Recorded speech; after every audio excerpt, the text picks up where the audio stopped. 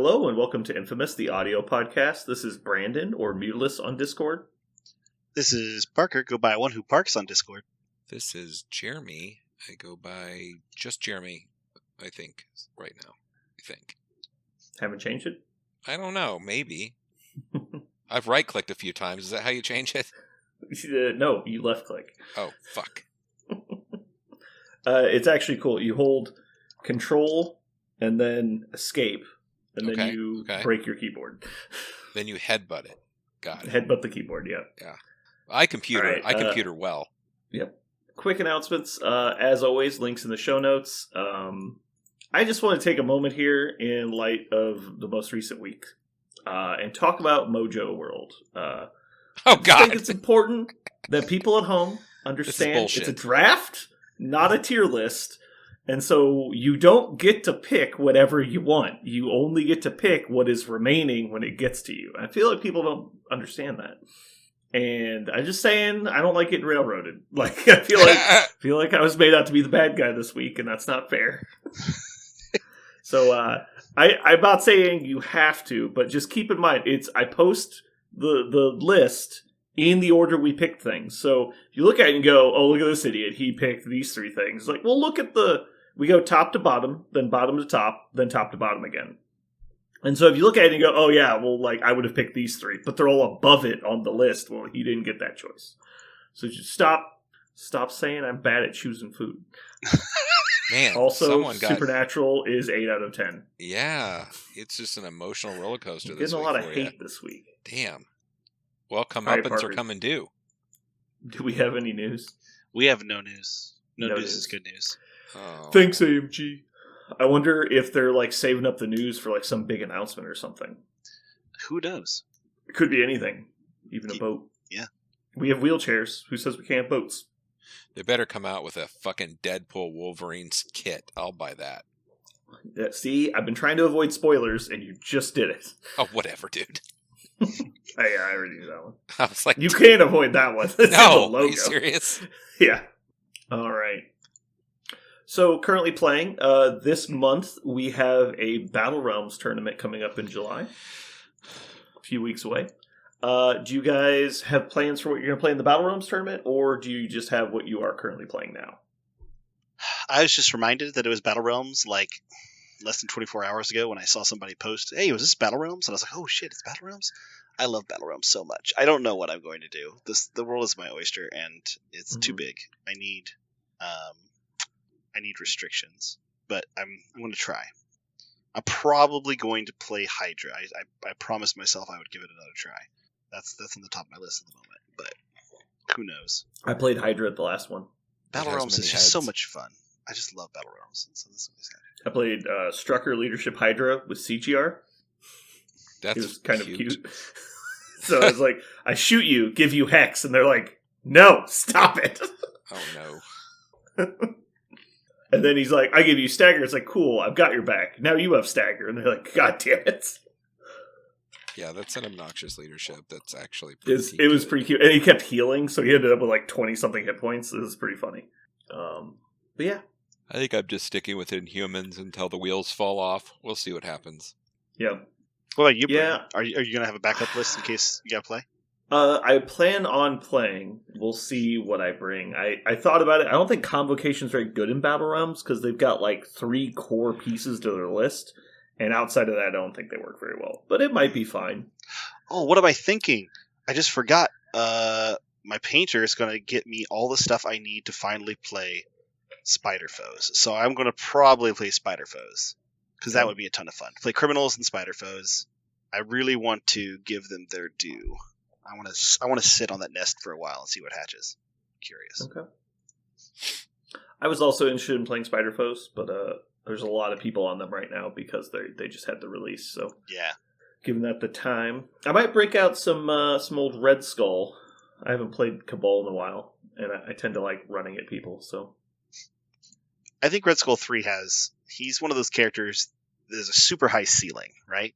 Yeah. Because every time you play him, you're probably going to find some new thing to do, right? I think he definitely has, like, you're rewarded for experience, and there's a lot of, like, outside-the-box stuff you could do because his kit's so, like, crazy. Right. But it all is still like lottery machine dependent, right? Like just because you have choices doesn't mean that you're going to get to make those choices. And that's always been my problem with Red Skull 3, because he just exaggerates the dice, kind of like CGR did, where it's like he doesn't necessarily require good dice, but if you get bad dice, he's all but useless because you're not building power, you're not getting the spikes, and he kind of just sits there, and your list doesn't do anything if you're not killing people. So it just kind of stagnates, and you lose because you don't have any tools. But if you get average to above average dice, he can become good to amazing. And so that's nice until it just doesn't happen, right? Everyone's had those CGR games where like, oh look, you got 3 on 6. I'm glad you spent 6 points for that, because anyone could fucking do that. And you're like, oh yeah, I guess I lose. But I really like Cabal as a faction. They've got a lot of my favorite models. So I was going to say, I don't know if maybe you could have a bad time playing Cabal, but I don't think you will. I think is Black Cabal Cat in is your Cabal? thing. she is not. Oh. Nor would I play Start her. over. Yeah, start over. Scrap it. Mm-hmm. I mean, that's what I did at Warfare, and I had a lot of fun. I just basically slammed big models and ran at people, and it was a good time. What I really want to do is play Malekith, and even though he's bad, because I love playing Malekith, I love his kit, I love the leadership, I love the tactics cards. I know he's bad, but can he be that bad? If I'm gonna expect dice to save me anyway, I might as well play the model I want to play. He's pretty bad. And nobody's gonna ban Malekith. Hear me out. I get to just like Red Skull 2 first pick, and they're like, all right, ban all your other leaders. Like, cool, I'll take Malekith. Like, I think somebody might ban. Yeah, I somebody mean, if might you had ban to play Malekith. like Red Skull 3 or Malekith, who are you banning? Red Skull 2 it or depends Malekith, the rest who of are you your banning? list. Depends on the rest Right, of but your it's like Zemo, Ultron, like there's stuff, but MODOK 1. Definitely, yeah. I think Red Skull 3 gets banished to the Outer Realm. That's all I'm saying, is like there's scarier things. If they don't let me play Malekith, I'm like, oh no, I have to play something else. Like, you got me. Yeah, I'll probably throw Cabal together. I think the problem, Malekith just dies back is the problem. He didn't used to die. Sure. Now he just dies. You have to play him a lot problem. cagier, right? Yeah. You have to play him almost like you play Zemo. It's like, I can get in there, but I need to like really leverage the timing. It's so as hard opposed to get just value. being a bully. Yeah. I mean, bullying for a couple turns is a hell of a lot different than bullying the whole game. Is what he needs to do that, and he just can't. Yeah, I don't think you're wrong. I definitely think they went a little too hard. Like, considering CGR was still legal at the time, was just absurd that he got hit so hard. Yes. Anyway, yep. Hobby projects. You guys working on anything fun? I just finished up Judgment stuff. That's what I was working on. I got a couple boxes of things sitting down there. Some Spider Foe shit. That new stuff has to get together, and that's what I have. Cool. Parker, you doing anything? I don't know if in last cast, this makes me upset. I haven't listened to the last cast, so I don't remember if I mentioned it. I don't remember when I did it, but I finally got everything out to my painters, and so I love how you have stuff. A gaggle of painters. Mm-hmm. I now have a crew. A crew. A plethora of painters. Yes. Would you say it was a plethora of painters? Yes, El Guapo. It was. Yeah, we had a. It was actually weekly Skype meetings to keep everyone coordinated. Not gonna lie, I did have to have. It's been back and forth a lot about judgment models, man. Judgment models are so there's like no directions, and they come in 3 different varieties of like substance they're made of, and they have a bunch of like random tokens and shit.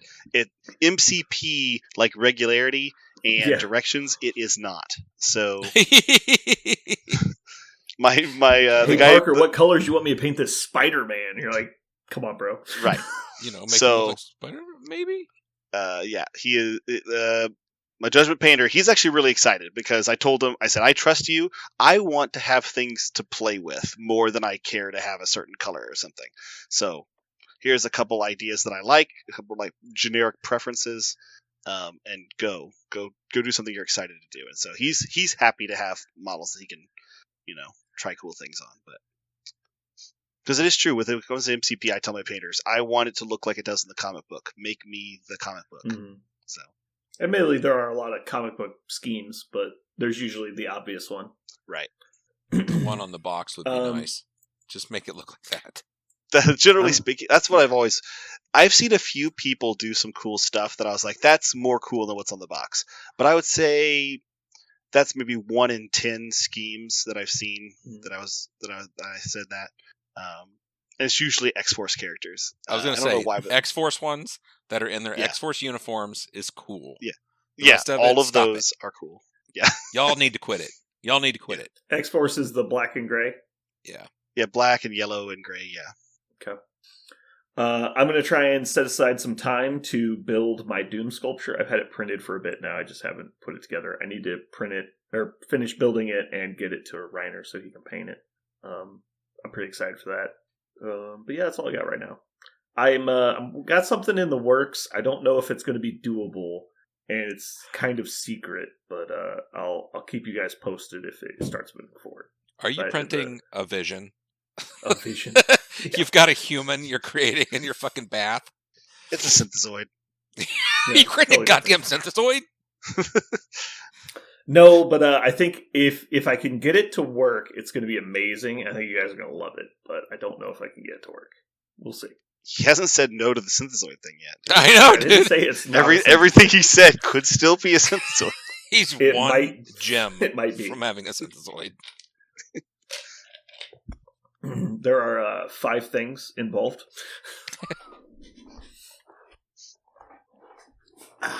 Alrighty. Well, let's go ahead and move on to our main topic today. We are going to finish up deployments today. Alright. We have I as in indigo. Let's see. And, okay, so this one is only on deadly meteors.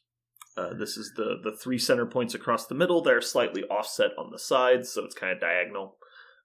This is also, if you've ever played other games, this is Incursion from War Machine. I think this map is great. I wish they would do more missions on this map. Mm-hmm. I think having a somewhat, defensive zone and then one that's your opponent's, I think that's really good with having one center point in the middle. It's not as exaggerated as Echo, which is great, but it's subtle. And so it forces engagement. It's still spread out enough to where it's not just a mosh pit, and all your models generally get to contribute. This is probably the most fair of the true pay-to-flips, but still it's a pay-to-flip, so I hate it. I was going to say... But it's just I know that you're never going to see fairness or equality in dice rolling games, but it's just annoying that we're adding yet more of it to a game that already has so much. That's really the issue I have with it. I feel like this mission is kind of like a support model's dream, because you can almost every support effect in the game is range 4, like the premium ones. Even the range 3 ones you can still use. Like you can have a supporting model on your near side one, and then all of the models you want to be supporting in the center. So your Shuris, your Arnim Zolas, all those kind of things. You're sitting on Prime even because he's much tougher, and sometimes you want him in the middle. But he's range 3 in the large base. He can be standing with his toe on that back toe on that point and still be contributing to the middle. So it feels really, really good. Support models feel great, I think, in this scenario. The only thing that's dangerous, of course, is that you are far enough ahead that if it's really squishy and they have no support, then your opponent might just try to go over the top and plunk them. But I really like this one. Anything that likes to fight on an E, I feel like should like this one as well. I see this one incredibly rarely, and I don't know why. I think Aaron correctly likes this mission a lot because it, like you said, not a lot of people are playing it right now, and it's probably one of the more fair missions because it's kind of right in the middle. It's not hugely scoring. It's also not easy to win with just having a super elite model because it's a pay to flip. So just because you kill me doesn't mean you get the point. You still have to try to get it. The downside of taking a damage can be oddly relevant over the course of a game, and this is where I still dislike pay to flip so much, is because if one side is getting advantage dice on this, just specifically the mission, which means that you're not necessarily getting better dice rolls than your opponent throughout the game, just the small amount of dice you're rolling just for the mission, not only are you failing to get points, but you're also taking damage for it, which can just spiral out of control. It's not a huge thing. It's pretty minor, but it does add up sometimes. There can be a lot of times like, oh, you left me on 1. It's like, well, I gotta try and flip the point. I kill myself instead. That sucks. Or even if you do flip it, you still die to the objective, and then they just walk over and take it back. This one really pays to have models with built-in movement to be able to, and also trying to go last. I've seen it many times where, it'll be 2 to 3 on that one, and then all of a sudden you lose all your points. They flip it all, like Hulk, Amazing Spider-Man, all those guys. Angela's great too. Especially because she's high double energy. Moves, double flips, and you're like, oh god. Yeah, all of a sudden it goes from 2 to 1 to 0 to 3 real fast. Yep. But I do think it's like you say, I think this one's very fair, as fair goes in this game. I mean, I don't remember the math, but it's kind of awkward to try and get to the far one on turn 1. I don't remember what models can do it, but there is a handful of them that can. Nobody can do it with a single move, to my knowledge. No. I think a medium can get to the defensive one, but anyone else is taking 2 moves to get to the far one. And obviously short smalls can't get there at all. Yeah. And pretty much anyone on a short base probably can't get to the other one, because I don't even think a large base could do it. Yeah, there's just some. It would have to be something. It would have to be somebody like Hawkeye. Like if somebody's already on that point, Hawkeye would move once, shoot at range 5. If they do a damage, then they could place medium. I think they can get there. Place right? 3, not medium, but yeah. Oh yeah, place 3. Sorry. So like, I'm not sure if a medium small can get there with a double move. And so I think you're right that Hawkeye can get there because place 3 is a lot further than a medium. But yeah, I think it's exactly Hawkeye and Agent Venom have a pretty good chance of attacking and moving onto that point. But then you have to have power to still pay to flip afterwards. Right. So if you walk up, you do 1 damage, you have enough to place but not enough to flip. And even if you get there, you're still having to overflip it. And I believe both of them are energy defense too. Yes, there you go. You're right. Yeah, that is not easy. Game knowledge. Boom. It's just a very awkward distance. Yeah. Ant-Man can do it, right? Ant-Man can do anything. Ant-Man doesn't even need to attack anybody. Yeah. Ant-Man's standing in your house when you get home at night. I know. I was just trying to think of other characters that can do it. He could do it with a power if he does a damage, right? Because he'll. No, he just. Oh, yeah, that's right. Because he has to transform. He would have to transform. You're right. So unless you have a way to get him a power, it's not guaranteed. But he does get a 6 dice builder versus the other people's 5 dice builders. Right. Also, Ant-Man has 3 defense when he gets there. That's pretty cool. No, he's energy 2, I believe. What? I thought he was at 3-3. 0 game knowledge on this guy. Oh my gosh! I thought he was 3-3-2. He's 3-2-3. Wow. Yep. Wow. Okay. Which is arguably better because he's got the 2 rerolls and gets cover really easily. Mm-hmm. No, it's fine in defense. It's just it's interesting that he only gets 2 dice to try to take it. That's interesting. I don't know if they intended this. That's his Achilles heel, is he's bad on missions because he's really bad at holding extracts and he's really bad at flipping a lot of the pay to flips. Mm-hmm. Or else he'd be played more often, I think. No, I bet she can. I was about to say, can no matter the cost X-23 get there, but I don't think she can. I don't think Wolverine can get there either because range 3 doesn't do it. If they place their model, as far back as they can to flip it, I don't think either of them can hit you. Yeah. Obviously, anyone with a medium base and a medium move, or anyone with a long move, can get to it pretty easily. Right. The interesting thing is, because it's a pay to flip, though, you might not need to flip it. You might just need to get there. There's something to be said for, in this specific pay to flip, because there's no other defensive points they can get to. If they don't prioritize getting their own point, you just move up and contest it. Because you're still far enough back that you're not in auto dead range, but you're also not far enough forward to where you're over. You're not safe, but you're also not in extreme danger. But then anyone on their side wanting to walk up is usually spending 2 actions to get there, unless they have a long mover, just to try and overflip you, needing 2 successes on energy defense, with the chance of them taking damage if they fail. So that's not a terrible plan if you think you've got the survivable model. Putting Hulk there, obviously, it's I'm hard to move. I don't really care if you damage me a little bit. And then next turn you can be standing right in front of me. That's just okay, well now what do I do? I can just go try and take the middle, and then my guy's more exposed. It also is not so far forward that your stealth is nullified. Like if somebody, like if you have a stealth character, you just, like you said, move once or move twice and flip it on turn 1. You're flipping your opponent's side. Then your opponent's not just going to be able to double tap or quadruple tap. You won't be double tapped, but you will. You are going to be definitely within move and attack range. Yeah, but which is relevant that you're not getting double tapped. Right. So let's talk about strategies for the shape, which is the primary goal here.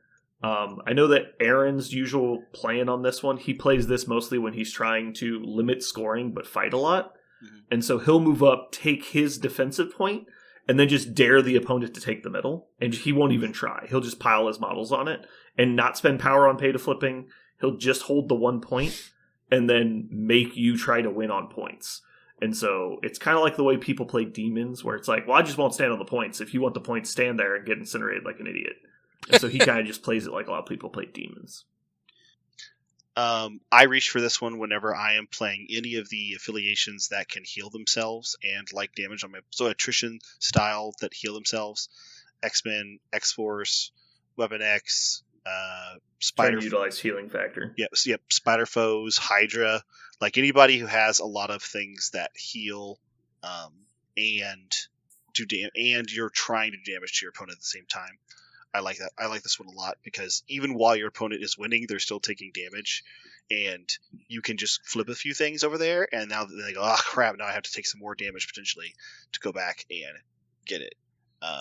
Chip damage feels great against non-attrition lists, and so if you can double dip that by making your list less susceptible to that chip damage with things like healing factor, it's going to feel really good. Especially if you pair it with something like cubes, which obviously isn't your choice, but I also think cubes is a high score, but you can game this one a little bit as well if you have it in your pile. You just grab all your energy guys and then overflip them. You can play that pretty well, being that energy is not a big deal in the game. Usually everybody's a 3.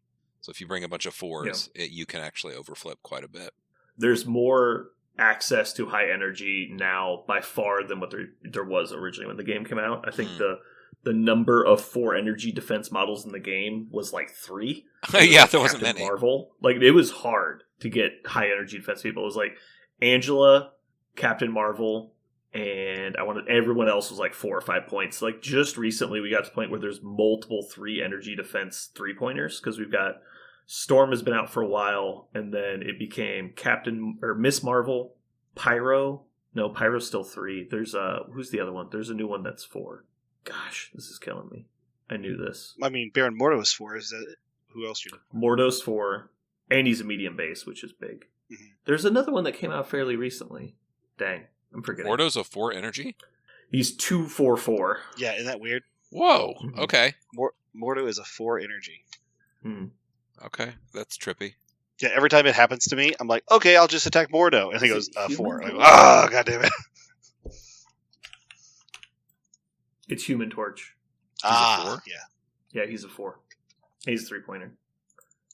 Yeah, there's a bunch of 4 energy defense 3s now.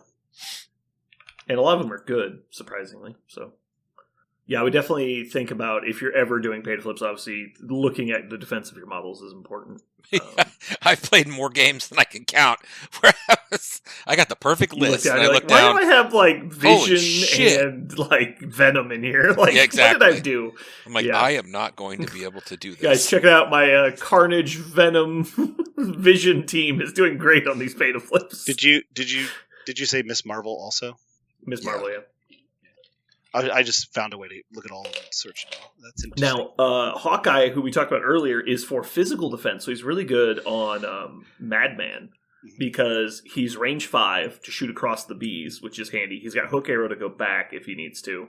He can ignore line of sight, and he can overflip people really easily because he can cross that gap while still attacking. Guess who is your only energy 5 to flip this shit? Ooh, I know this. Claw. Yeah. Got it. Jeremy, why haven't you initiated the claw meta yet? I'm waiting for you to do it. I feel like he's your man. It's because he's terrible. I did try to convince Quentin. Quentin was playing him in the league, And I tried to convince him to take, because they're doing ambush last week, so you could come on from any table edge. I was like, take Sonic Annihilator. It's going to be amazing. He's like, I'm not going to ambush my 5-pointer. It's like, do it. No one expects Sonic Annihilator. Oh my god. Yeah, there is nothing on that model that I'm interested in whatsoever. I mean, if there was anything interesting, I'd be like, okay, I'm in. Nope. Not so much. Yeah, there are a lot of the Energy Force are also just good.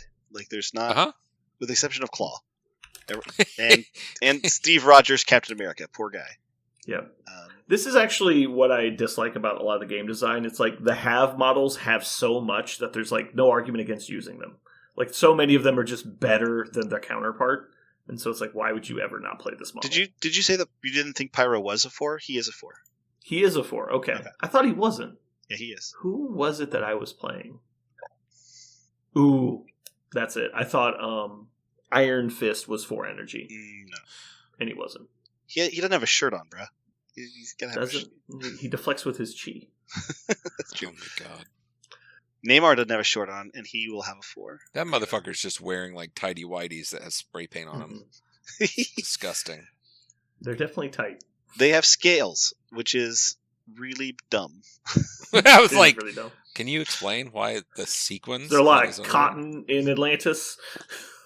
A lot of spandex down there. No, they're scales. They have scales. It's like chain scales, like armor scales. It's He's got armor around his almost. crotch, but the rest of him naked, naked, raw. Well, he's got impervious skin. He's fine. His taint is so protected. Mm-hmm. Okay. Can you guys think of anything else for the eye deployment? Wish there was more. Yeah, I do wish there was more of this. I wish there was at least 2 more, but sad. All right. Well, we're going to move on to the next one, which is J for Juliet. This is famously known as scrolls. This is the there's 2 in the middle, just off the center line, and then there's 1 on each side where the D's go, or the C's. Okay. So again, there's only 1 mission for this one. Scrolls is a pretty popular mission. It is one of the few symmetrical extracts where there's an even number. I know a lot of people like them. This is a 20-point mission, and obviously when you pick them up, you might get moved. I always get moved. I would like you to know. I actually, surprisingly, I'm going to curse myself here. I don't actually get moved that often. I usually only get moved like once per game, but it's always the model that shouldn't. Like, it's always like Juggernaut or somebody. I'm like, why did you fail of all people? My problem is, for me, it's always the person who grabs first.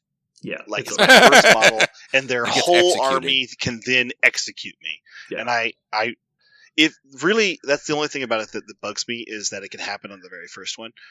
If I don't know, that would be really dumb, and they're not going to do it.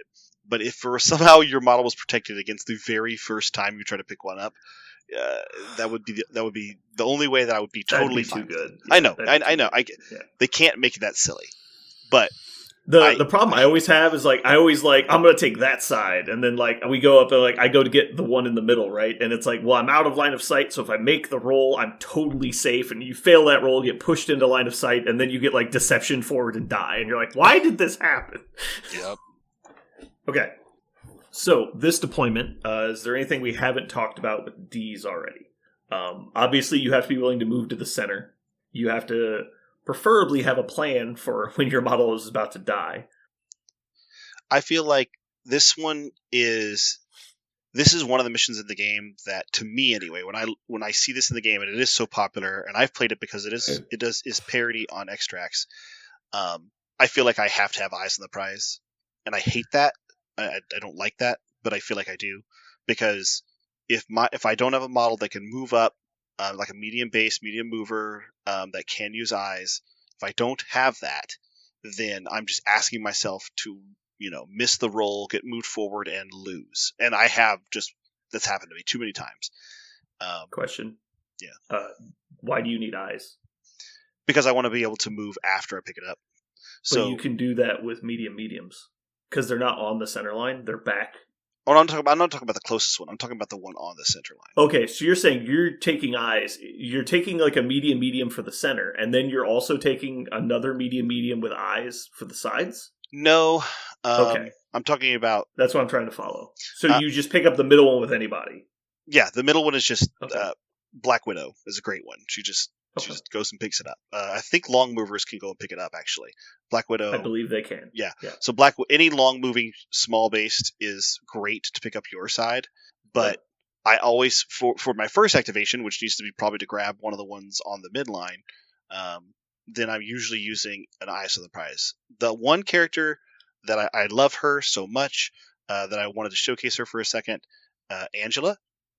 She specifically with Eyes of the Prize, if you deploy directly across from your opponent's safe extract, she can actually use Eyes, move once, pick it up. Even if she's pushed forward, she can then move back long.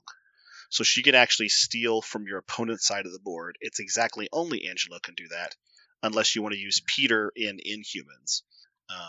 Not specifically Inhumans. There's a lot of ways to give out power, but yes. Right. But basically, unless you want to find a way to get Peter a power, then you do Angela's the model who can just do it with a card.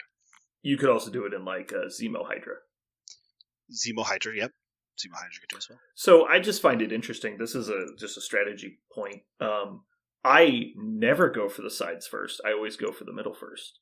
And my reasoning for that is I want to see what my opponent is committing to on the sides before I commit to which one I'm going to pick up.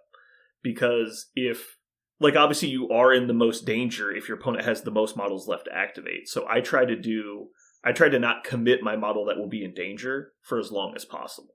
And so obviously if you have Eyes and a safe pickup, then it's less relevant. But obviously if you're getting pushed forward and you're a medium mover, you're not as safe, but you're still pretty safe.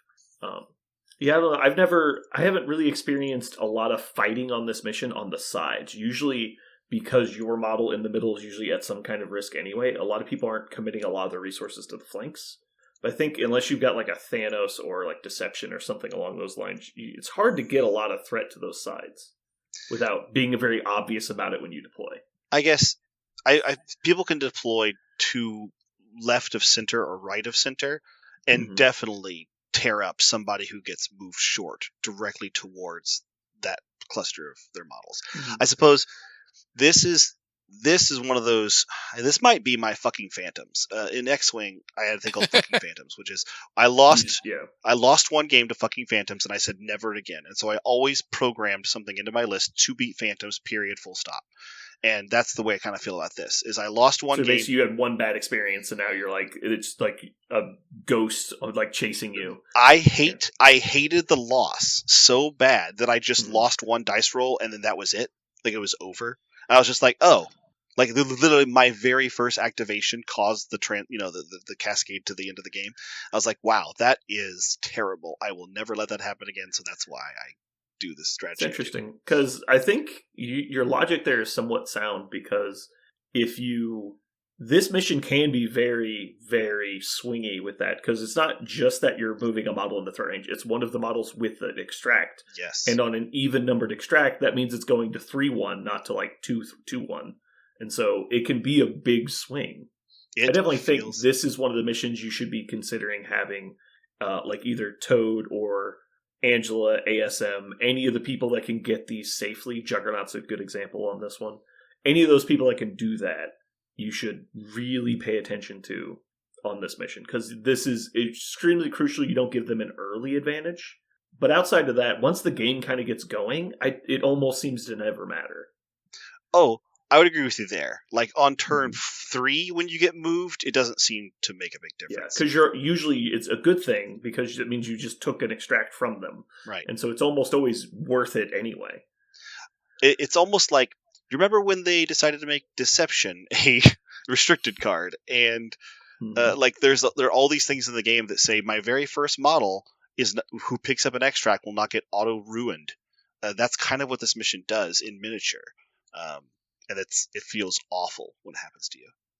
So there's another bit. If you see that your opponent is not running one of those characters, just deploy your armies a little bit left and right of center, so that if they decide to pick one up, then you can just eat them, or deploy all your models on one side of center and then pick up, use your safe extractor to pick up the other side, move back and let your opponent roll that dice. If they fail that dice roll, you're at a huge advantage.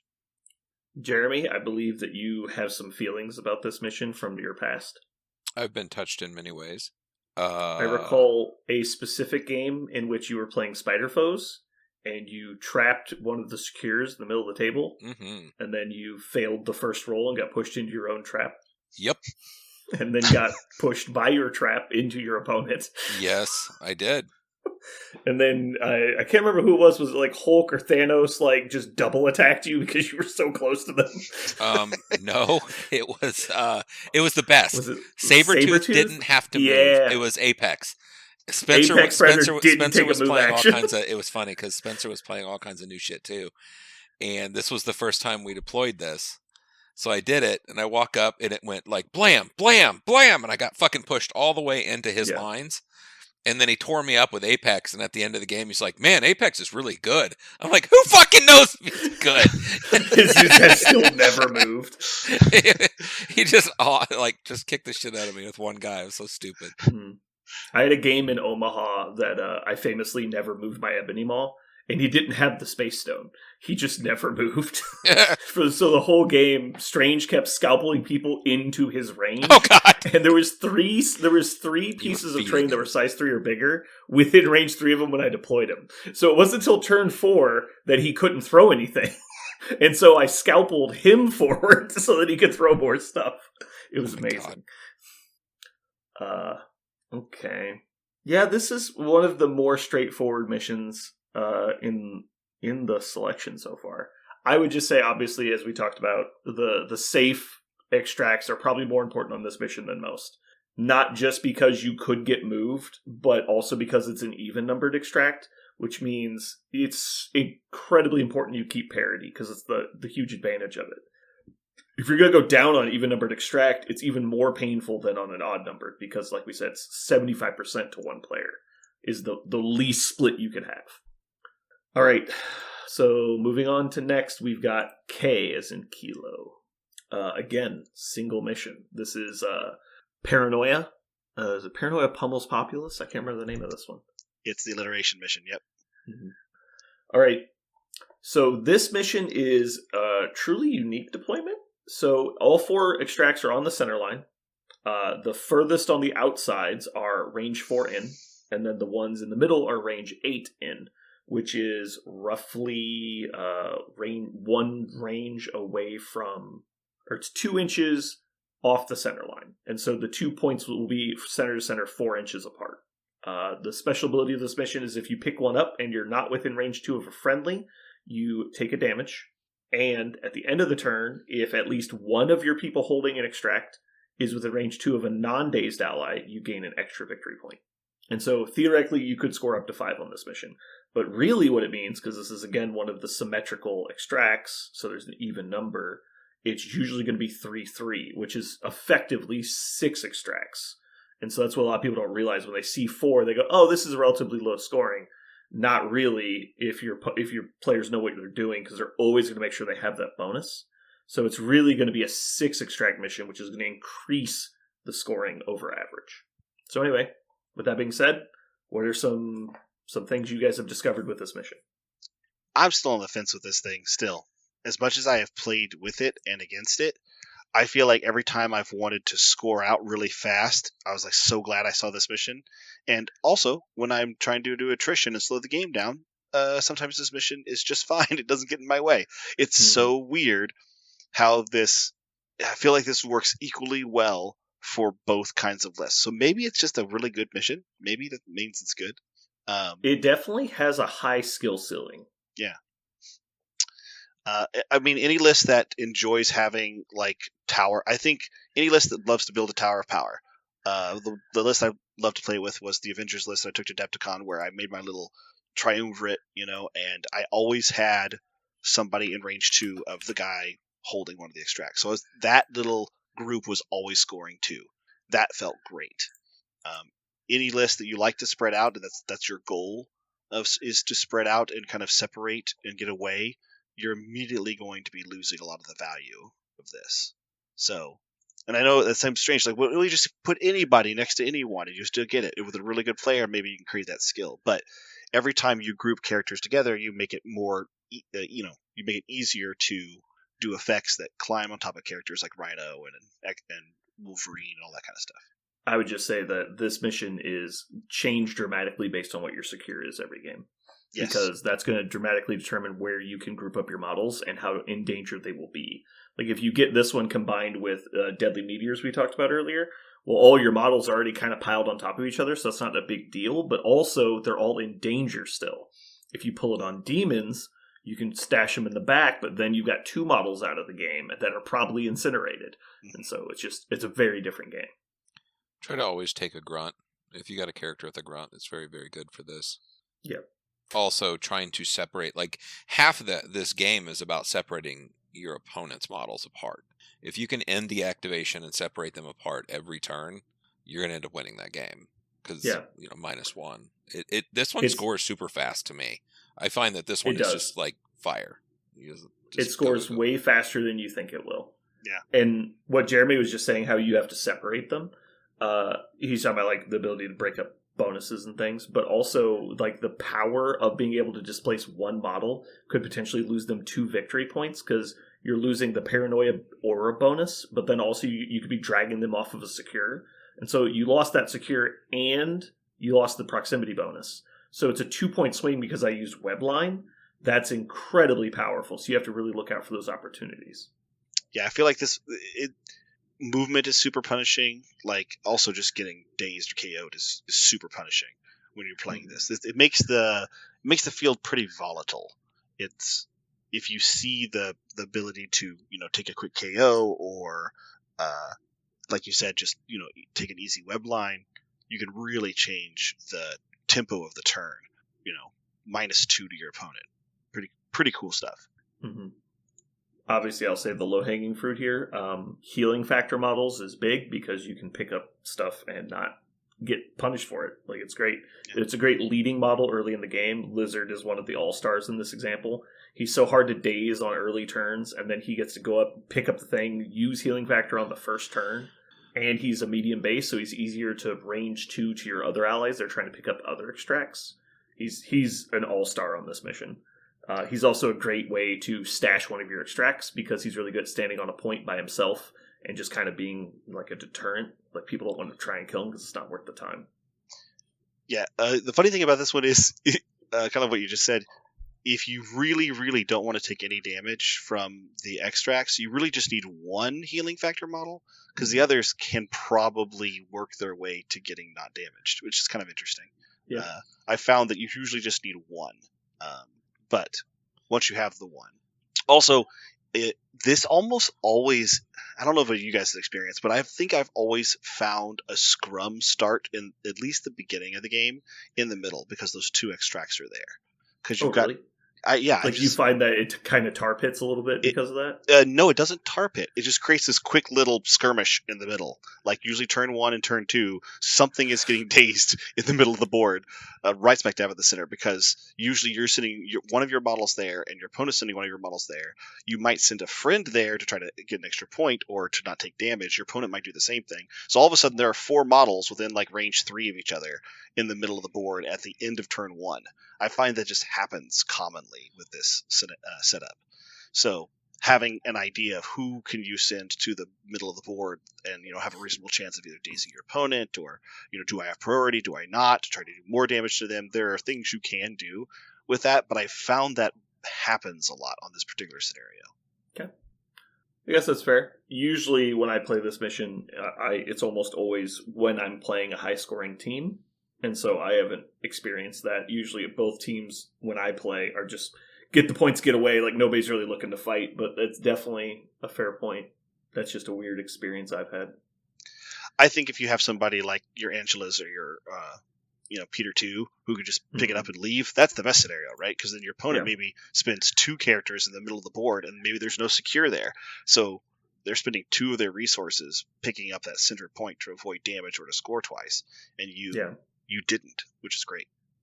Jeremy, have you had any experiences with this mission you'd like to talk about? Nothing that's particularly interesting. Again, this one keeps you on your toes a little bit more than other ones because at the end, and you're like score, and you're like, fuck, I forgot to put 2 models close together. That's very important. So you can lose the game just because of that. You forget twice, Yeah. and your opponent didn't. It can be that easy. I think not as much as Mayor Fisk. This mission really rewards people who play it a lot because there's a lot of intricacies you want, like having not only putting two models together, but having redundancy for those two models. And so knowing that, like, okay, well, I know which of my opponent's models can break up my combo. And so if I have to watch and see if they're going to do that and have a backup plan for if they do break it up, that I can get my bonus back somehow. It's like I can use Scalpel on Strange to move one of my own models into range of another one of my models or something like that. There's stuff where just saving a model for a late activation to move up and get that bonus. All those things are nice to have. I mean, just think how good Nick Fury is on this. Like, with his grunts. That's actually the problem I have with these even extract ones, is the extractor grunts, like shield grunts, are so powerful on those missions. Because you're like, oh, it's fair because there's an even number, but there's always like an even number on the center line. So like, oh, I'll just go with my grunt and he picks up the thing. It's like, okay, so I might not have known which side, the Fury grunts were going to be on. So I have to overload both flanks to be able to kill the grunts. Then they're going to drop them behind them. So I have to not only overload to kill them, but I have to have models that can reach that far up the table, which is almost exclusively fast models, to try and go get it. But then I have to go get it on the next activation, so they have an opportunity to go get it first. And so it's actually really hard to get those extracts away from them. It's really fucking annoying that you're like, oh, I have Nick Fury, so I just get 3 of the 4 for free, and because you chose to play this mission. And you're like, God damn it. And so I think that happens on this one too. Like, so if you just play it out and you have priority on this, it's like, all right, I get one of the middle ones with Lizard. You get one of the middle ones. Or it doesn't even matter really which one you pick up, because you can't pick up both of the ones on the other side. It's like, okay, I activate Nick Fury, the grunts and Nick Fury pick up the other 2. And you're like, okay, so it's 3-1 again. And only one of those models took damage, and maybe even none of them, because Lizard healed it, and Lizard could have been within 2 of Nick Fury. And Nick Fury could have been within 2 of the grunts. Yep. And you're like, fuck. And then you just run up there with anybody, and mission objective is online, and then the grunts get to place it anyway. It's so hard to get it back from them. I was going to say, you said grunts in general, but I feel like the shield grunts are definitely the best at this. I feel like the ninja grunts are actually maybe actively bad, because you can just kill them. They could be. You definitely have to have a different plan for the ninja grunts. Yeah. Usually involving like lifesaver or something equivalent. But yeah. Yeah. The ninja grunts do, kind of direct what your opponent's going to do, which is always good. But the shield grunts are the ones that really punish people. Certainly better to pick it up than to not, I would say, because it's hard to put quality attacks down range that are also going to be within pickup range of the model they're attacking. I'd have to do the math. Can a shield? Nope, they can't. No, never mind. I was about to say something that I know they can't do. Because it takes an action for the ninja grunts to ninja smoke vanish, so they can't walk and do it. You could do something like place them with lockjaw to make it possible, because then trying to think if the dog could get far enough up the table to then ninja smoke to the dog. I think he could probably place himself within range. I haven't measured it out. There's definitely stuff you could do. They're both medium base, and it's a range 3 pass. I'm sure they can. Yeah, but the problem is that it breaks up the activation order, because now it's like, okay, well, how I had to pick one up and then activate Nick Fury immediately, so then my opponent would have to have not picked up an extract to make that possible. And most people wouldn't make that mistake, seeing that your action was to place the grunts forward, and so obviously it'd be very obvious what you're about to do. Yeah, and so you'd have to have like a deception play to stop them from doing it. So it's unlikely, but that's more of a awareness thing, and so it's obviously very important that you're watching what your opponent's doing, recognizing if they have the ability to pick these up. I guess I would say we've kind of hinted at it, but that's one thing you should definitely be aware of. Does your opponent have extract picking up grunts? That's something you really need to know about on these even-numbered extracts we've been talking about. Anything where they can like cheat activation orders, like husband-wife combo stuff. Like, oh, you're going to activate, like Crossbones and Sin. That's why they lowered the range on those abilities, because people were doing shit like picking up 2 extracts. Yeah, I don't think... Yeah, can either of them even do that anymore? Because it's not anymore, no. But they used to, because you could do it... Because medium base plus 4 was like exactly enough to get in range. All right. So Paranoia, I recommend most people stay away from this unless you're playing heavily or high scoring teams and you really want to get into this mission. I think it is one of the ones that rewards a lot of play though. So, all right. Last one. You guys ready? So ready. The best mission Ooh. at being shitty is Senators. Oh man, those Senators is needy definitely its own fucking thing. Senators is so weird. So it's 6 extracts. It's just honest about what it is, just 6 extracts. They're really close together in the middle of the table. Yep. More importantly, they restrict you to taking a single move action when you have one. So if you move, then pick it up, you're done moving. It's specifically move actions, and so if you have like Hell on Wheels with Ghost Rider or a place or anything like that, obviously it gets around it. But if you have like Charge says take a move action, so that doesn't work. Anybody who moves after the attack, like Zemo or X-23, or gaining an advance is fine. Gaining a move action does nothing because you can't use it.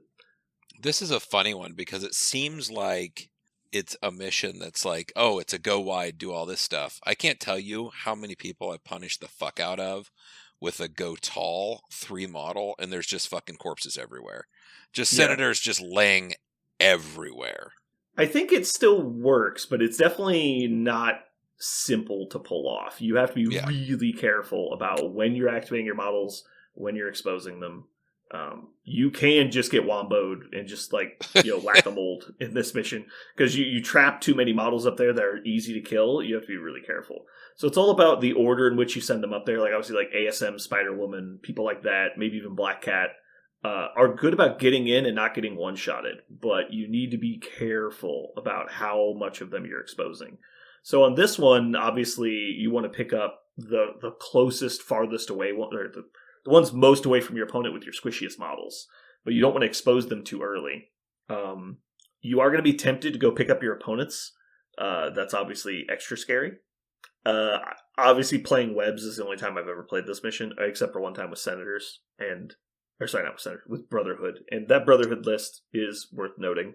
It's Hulk, Juggernaut, Mystique, Toad, and pick your 3-pointer that's a Brotherhood model.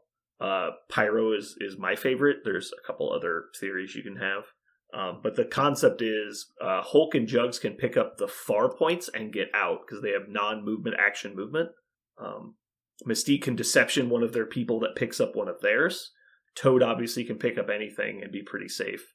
And then Pyro can actually turn one steal by you deceptioning their model into Pyro. He shoots them. If you hit the wild on 5 dice, you incinerate them, and then you just play Pyrotechnics and immediately steal it. You can end up with 5 of the 6 pretty easily and pretty consistently. I think a 4-2 split is more than conservative. I think that should happen almost every time, and a 5-1 split is pretty common.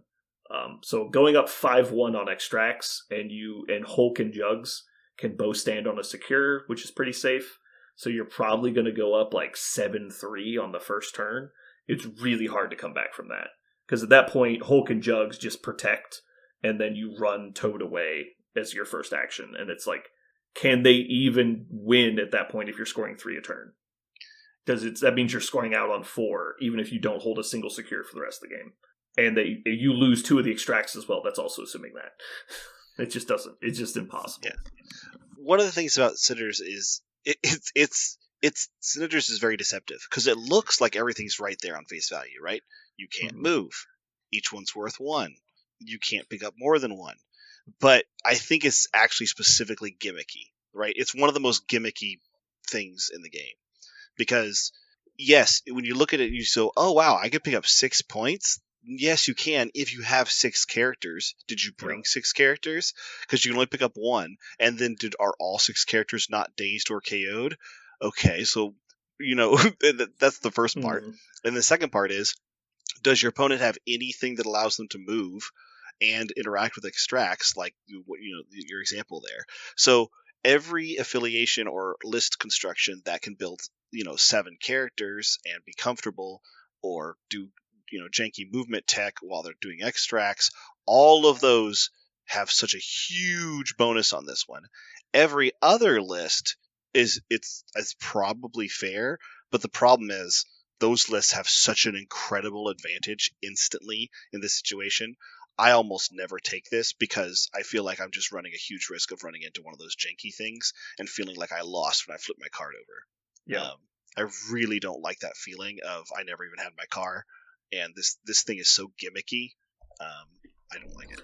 This is another mission that you get rewarded for playing a lot because it's so different than everything else that most people just don't have any experience on it. What I would suggest, like Jeremy was saying earlier, it's so easy to get yourself into trouble. Let's say you bring 6 models, you're like, oh, I can score 6 extracts. Like, well, not really, because your opponent's going to get 1 or 2 at least.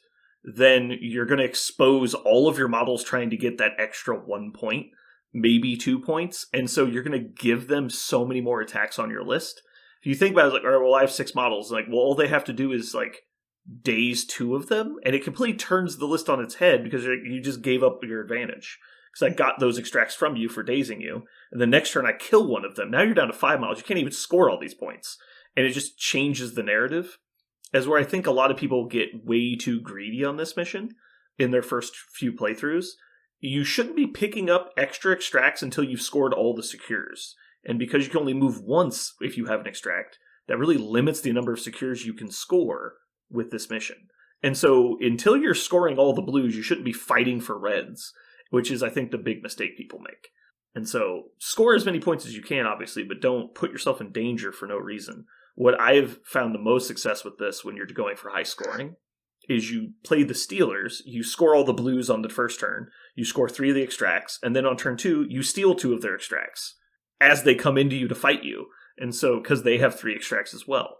And so you end up scoring most of the blues, and you end up scoring a total of like 8 points on reds in 2 turns. It works out way better. Obviously, not every team's going to have that strategy, but it works really well. Have you had the apocalypse where it's scoundrels in this? Senators? The worst one was Spider Portals. That was when I got Anti to rip up his Spider Portals card at WTC. Because I don't know if you know the restrictions here. You're like, you pick up the Senator, right? And then next turn you walk to a Spider Portal and try and flip it. And you get placed off of it and can't move again. It's the fucking worst. Because you can't move, even though you've got a second action, and your opponent's not an idiot, so they place you out of attack range. It's just like, I guess I'll just stay over here. But then you're not on the point, so they just walk over and overflip it on top of you, and you're like, you're just watching them score points from the fucking outskirts of the map. You're like, this is so stupid. The Senator is saying, thank you for saving me. You're like, fuck Senator you. Portals is the worst mission combo I've ever seen. It's so dumb. Nobody should ever play Spider Portals, and almost nobody should ever play Senators. Cool thing, it's really easy to pick these up because they're so far back. I think it's just medium movers with medium bases can get them just like scrolls. But there's 3 of them, so you're really advantaged for having moderately fast people. Teams like Spider Foes really like this mission because it kind of devolves into a mosh pit. But you're not super tall. You still have enough models to score all these points. I think Spider Foes would really like this. They're fighty enough that they can punish people. Also, you should leverage traps on this mission. Would be hilarious. She says, I'm going to trap your middle scroll so you can only even stand on the outskirts. That sounds fun. What do you think, Parker? I every time I look at this one, I go, yeah, but, and I just pick something else. Yeah, that's fair. I had a big argument with Aaron. I think it was on the podcast about, he's like, well, you just can't play Senators. I'm like, why can't you play Senators? He's like, well, because Brotherhood exists. It's like, that's not why you can't play Senators. You can't play Senators because webs exist. Like, that's the reason. He's like, no, Brotherhood is like a 95% win rate on this mission. It's like, yeah, but it doesn't matter because what are the odds you're going to play against a Brotherhood player in a tournament? Uh-oh. Then the Brotherhood player is going to have Senators. Then the Brotherhood player is going to win Prio. Then they're going to get the 30% flip rate to flip Senators. And then they will have to have built this list into their fucking like roster. It's like, it's just never going to happen. And then I did it like a month later. I was going to say, I know, it did happen. A guy. I was like, I lost that game, by the way. His CGR just straight man-moded my whole team. He just fucking ate everybody. I was like, all right, whatever. It's fine. It was actually a fun game, but it was crazy. I think I missed the wild. My Pyro missed the wild on his... I actually deceptioned him into double tap range. I had 2 chances at a wild, didn't get it. I was like, oh, God damn it. All I needed was one wild. I would have scored all 6 senators. Oh my god. Sorry, 5 of the 6. It was great. I guess one of the things is I feel like with scrolls, I've had such a negative experience with it that I have a game plan.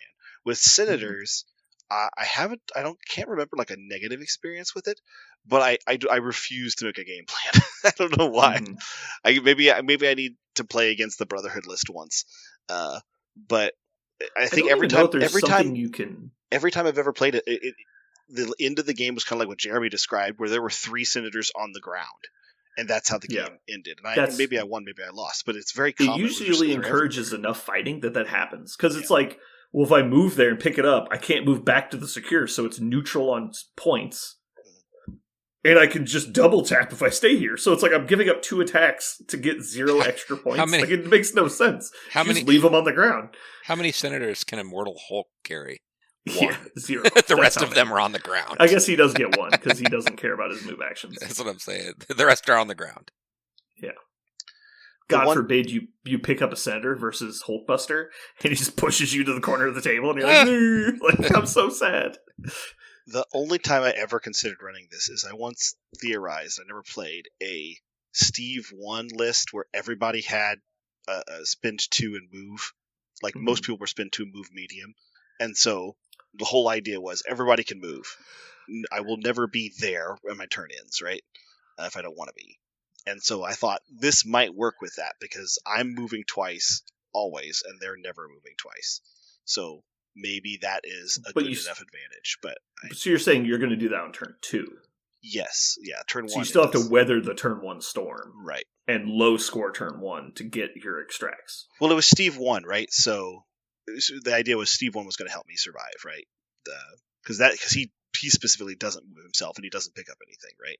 So well, yeah, but if you're not moving out and picking up early, they're getting them. So you don't have time to put Steve in position. You have to go get the extracts now. No, I wasn't going to their side to pick things up. I was still picking. So you're just getting the 3. I was getting the 3 at least, and the idea was kind of like what we talked about. What I've noticed is later in the game, like you said, I can't go get them and continue to do my You're saying it would come to fruition later in the later turns when you had the mobility and he didn't. I could see that. That's the idea, is that it would give you a benefit later. You could close out the game because you had so much mobility. Mm-hmm. And then things like Agent Venom and Hawkeye and even like Strange. Like, there's a bunch of things in it for that purpose.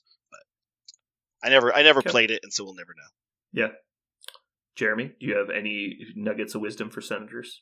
Play Dormammu. Play Dormammu on senators. Oh man, that's what caused the most murder. Honestly, it was amazing and fun. Right. Once he gets in place, nobody can run. No, it's good. They can't run. Oh no, it was a lot of fun. Run. You're like fucking Scary Terry over here. It's like, you can't run. Like, we can literally run. No one can stop us. I don't recommend a lot of people play senators, but it's not the weird boogeyman mission that everybody thinks. There's definitely more abusable missions. Like, for example, I think playing Worthy makes less sense than playing senators. I think that is a huge misconception by the community, that they think Worthy is a good mission in the current meta. I think it's very hard to play Worthy without being one of the 2 lists that really take advantage of it.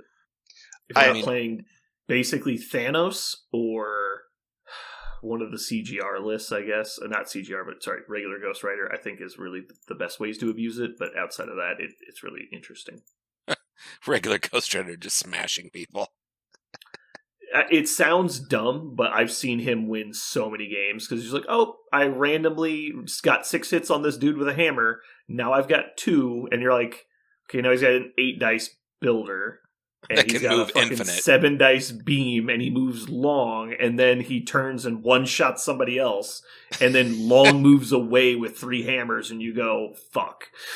And then next turn, he activates last, walks up, kills 2 people, activates first the next round, kills 2 more people, and walks away. And you're like, there's no counterplay for this. Like, I can't do anything. He's just killing all my models. He turns into real CGR real fast. There's way too many models that can pull shit like that off. If people kept playing the Worthy at this rate, I would say every person should put Nick Fury in their list. Because if you get Prio against a Worthy player, you pick their reds, you flip Worthy, and you're just like, cool, I got both. Like, what do you do now? I've got 3 extracts, and you just run away. Like, Nick Fury and the Grunts run the fuck away as the first activation next turn. And what do? You're down 2 points on regular mission play because of one fucking model that costs 4 points. You're like, now what? It's like, so they have to come into your list, and if you're already playing Shield, great. If you're not playing Shield, you just have to hang on because you're up 2 points. If you have Prio, and you keep Prio through round 1, it's almost impossible to come back out of that hole. They have to table you. It's one model. Yep, that comes with a real good card. Yeah. You literally just run to the corner of the table. I mean, you don't get to refresh it if you're not playing Shield. No, so you do not, relevant. But it exists. But it's still good. It still exists. Right? And so you have 3 hammers, top of turn 2, you've had 1 activation, you have 3 hammers in your deployment zone, basically. It's like, well, what's their counter? What do they do? They walk into 3 hammers and hope for the best? Like, obviously, one of the hammers is on a shield agent, so it doesn't really matter. But you can kill your own shield agent, place it wherever you want, pick it up with the next model to activate. If it's that far back, they can't get to it. Yeah, that's one of the problems with hammers. It's not true for this one, which is you can hoard them all on one character, yes, and that character correct. becomes infinitely stronger. And if that one character is one of the hit and run type characters, then you can't ever expect to come up. And this, if you go up on extracts here, like if you have 4 and they have, if they have 4 and you have 2, well, then you're okay. Well, I just need to knock down some of their guys. None of their guys got better. In fact, all of them are worse. Yeah. They're noticeably worse. Yeah, because the best part about Senators is it sounds great in the beginning, but then you put 4 tokens on your list and you go, well, I can't run away because my models are too slow now. And also at the same time, not all of these models are good. Most of them suck, actually. It's like you've got like 2 pointers holding extracts because you didn't want to pick it up with your good models because they might need the move action. Or they didn't have the power to afford to do that.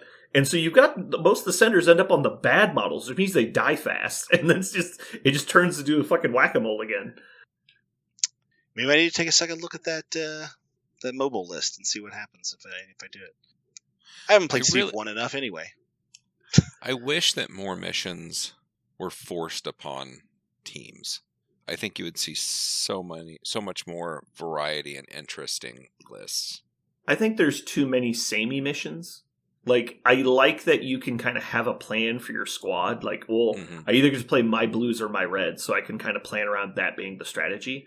But they're just too samey now. Like, there's too many missions that are all the fucking same.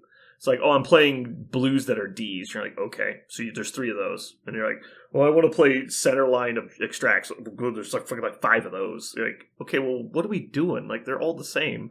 So like you said, you only ever play the same fucking missions over and over again. Yeah. I think they could go through and clean out some of them, some of the redundant ones, and probably clean up some of the really bad ones. Like Spider Portals is just a trash mission. Nobody should ever play Spider Portals. That is the worst mission they've ever designed. Mystic Wakandan Herbs was better than Spider Portals. I will take that to my fucking grave. The fucking evac fucking civilians where you could just score 8 points in one turn was better than fucking Spider Portals. That was crazy back in those days. Every time I see someone play Spider Portals, I'm like, you're an idiot person. Like, I don't even know how to defend your decision-making process. I try to be polite, but I'm like, God, you just don't understand how this game works, do you? It's fun. It's fun to be placed randomly. Yeah. Everybody loves just losing the game because of 2 dice rolls. Look how good I am at the game, guys. My opponent rolled bad. Be good. All right. So that wraps up the missions. Do you guys have any final thoughts? No? Nope. Play things you don't always play. That'd be my thing. I think that's definitely good. It's a good tip. Play some missions you're not comfortable with, especially if you're trying to prepare for tournaments. But just in general, it's just playing the less popular missions really just livens the game up. Like if you're playing like sword-based senators, it's a totally different game than playing like fucking Researcher Gamba again, or playing like Scoundrels and Legacy Virus. Like the missions you play all the time, like it really makes the game boring. Sword-based senators. I don't think I've ever seen that. I haven't either, because I've seen sword-based 3 times, I think. I think I've only played senators like 4 times. Yeah. Yeah. Well, you've done a good job when someone flips over your reds and blues and they're like, "Oh fuck!" Like this is a mess. No, it's really interesting too because you get people not knowing what to do because they look at it like, oh, you've got because normally when you flip over, you got pay to flips and low scoring extracts, got it, and then they easily make their decision. But you turn it over, you're like, all right, you have senators, researcher, like paranoia, and you're like, what the fuck? Then you look at their blues, you're like, all right, bare fist, sword base, like meteors. What the fuck? You're like, I don't know how to play any of those. They have to like read your missions. You're like, let's go, motherfucker. Reverse tiered all your scenarios. Yeah, that's what I'm gonna do. I'm gonna go through and change up my missions now. I like that sounds fun. Jeremy, do you have any other tips? No. All right. My final tip for mission deployments is stop playing Steelers. You're part of the problem. Bad for the game. Anyway, moving on. Good job. You got it in. Yep, did it. It's all fixed, guys. Guys, Steelers are gone. We fixed it. All right. Parker, do you have a comic corner for us? Oh, yeah, I do. My comic corner today is rare because there are not many comic corners that I've ever got to do that I felt like I was able to hit all of my favorite things about Marvel Comics, but this title did. I fell in love with it so quickly, and it was not short. If you're trying to figure it up in graphic novels, I'm sure there's many. I don't know if they even have an omnibus. There's a lot of issues. But I'm going to talk about the 2015 run of The Mighty Thor. Ooh. So, if you like the Jane Foster era of Thor, when she was Thor, there was a very short run, only about 5 issues, where she was announced as Thor. And it was kind of a mystery because you're not sure who it is, and at the very end you get to find out. But I'm not talking about those 5 issues, which are good. They're not bad. But I'm talking about her when she really takes a star role, and she carries the Thor title for, up to, I think it's almost 30 issues. And through 2015, she is in a lot of comics called The Mighty Thor. And almost all of them were drawn by one of my favorite artists who ever touched Marvel. His name is Russell Dauterman. And if you don't know who he is, he also penciled all the new Scarlet Witch stuff, which I haven't talked about her, but she's going to get her own comic corner soon. And famously, a lot of the Krakoan era X-Men stuff, specifically the Hellfire Gala. He's responsible for all those amazing costumes that the Marvel characters wear in the Hellfire Gala. And the writer is Jason Aaron, who has actually done a lot of Star Wars stuff, and specifically the Avengers Assemble, the Omega, the Avengers Forever, that really cool sub kind of plot that was happening, the multiversal Avengers thing. He was the author for the entire thing. He is very, very good at one of my favorite things, which is high sci-fi. He and Jonathan Hickman are both very good at high sci-fi. And so those two amazing Marvel personalities got to combine together for the Mighty Thor. So that's the first thing about Marvel Comics that I love, is when they get really great people that just kind of happen to be together at the same place at the same time. And so the art is amazing. The writing is spectacular. And the second thing I love about Marvel is when they do a really good job of blending sci-fi and fantasy.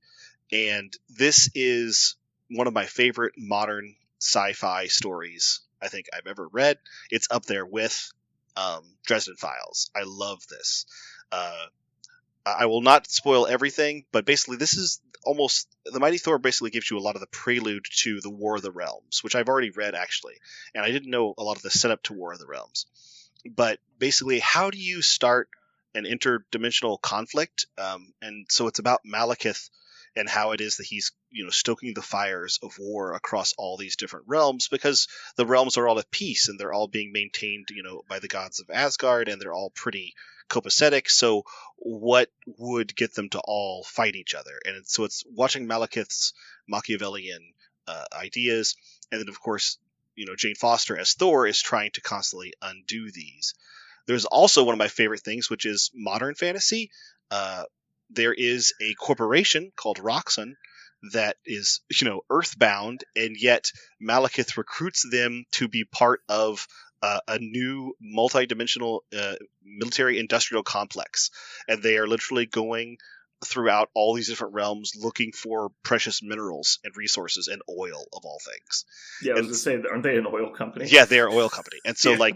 they're going... And so Malekith is, outfitting them with, fantasy tech, blending fantasy and, good old-fashioned bombs. And, they are waging war against other realms just for their natural resources. And so...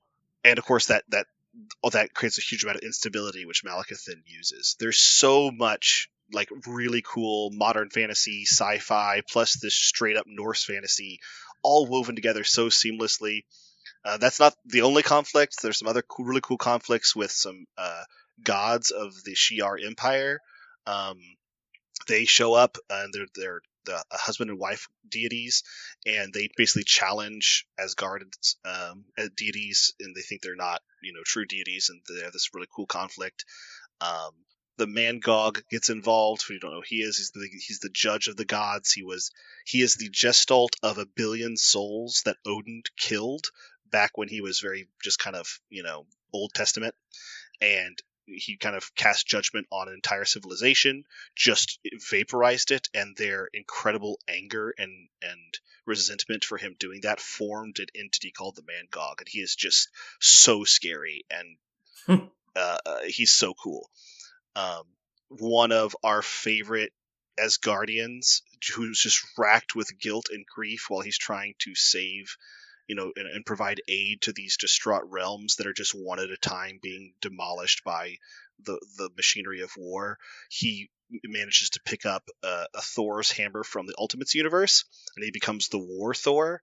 And he is just an absolute maniacal, maniac trying to go kind of Punisher style on all the bad guys in the Pantheon. And I haven't even talked to you about what Loki is doing. It's so great. The Mighty Thor, it just has so many plots and subplots all kind of feeding into eventually the War of the Realms, but it also brings its, Jane Foster's time as Thor to a wonderful close. I cannot speak enough about this. Like I said, the Mighty Thor run from 2015 is now, in terms of modern fantasy, right up there with me with all the other fantastic things I've ever read. If I did not like Marvel Comics, I would still love this. It was so fun to read, and very well done, and just beautiful. Every single panel just looks gorgeous. The Mighty Thor 2015. It's great. Okay, cool. All right, well, that's going to do it for us today. Hopefully you guys have enjoyed. This has been Brandon. And Parker. And Jeremy. And you've just listened to The Gang Talk About Shapes.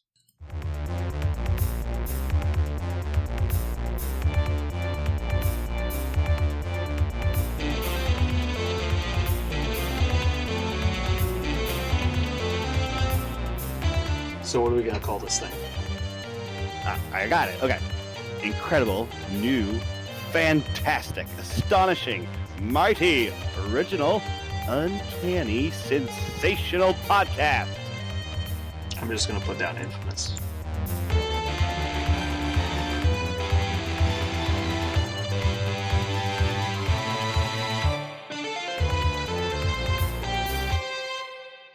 All right.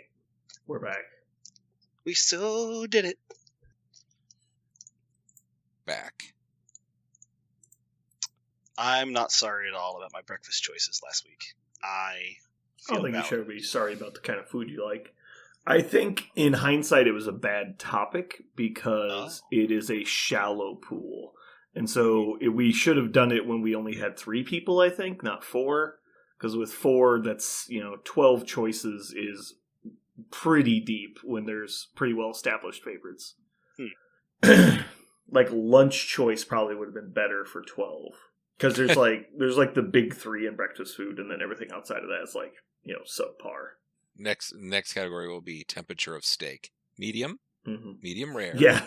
Let's do a 12-point draft on, steak doneness. Yeah. That'll be great. Oh, it's just the 3 of us. Aaron's not here. We totally missed. We could have done things like rock. We could have done... Yeah, no, he actually suggested we do that, but Jeremy clearly wanted to do this terrible one. Oh, no, I'm fine with it. A medium soft. Medium soft. Medium soft. I'm tired. Yeah? This is kind of like a recoup day for me, so I'm just very lethargic. You worked 2 days in a row and just got your ass kicked, did you? Yep, I worked, let's see, like 11, 16-hour days in a row, and now I'm just kind of relaxing. What, are you hanging out at the shop all night? No, been working overtime, been doing printing stuff. I basically haven't done anything but work for like the last 3 weeks. Work 13 hours, get home, work for 3 more hours, try and get some sleep, go back to work. You still printing the bits? Is that what you're doing now? You're a bit printer? Nope, still doing mostly sculptures and busts and cool stuff like that. Speaking of, this week has been very busy. I've gotten a ton of orders. Huh. Did you see that Bob Nolan was selling 2 of his printers as well? It popped up on Facebook Marketplace. There's a ton of printers on Facebook Marketplace. I was like, there's some good deals on there too, because a lot of people try it, then they see how much work it is, and they just immediately quit. I'm sure. Yeah, it's very messy. Seeing the stuff that you've got going on, it definitely made me say, yeah, I'm not gonna do that. Mm-hmm. It's definitely not for everybody. I can see that. Before I was like, everyone's gonna do this, and like that's why I had one printer, and I was like, oh, this is fine, and now I've got like 5, and it's like shit. Like this is so much work. Mm-hmm. I'm definitely getting much better at it, which is interesting. Like it's just more time efficient. Yeah.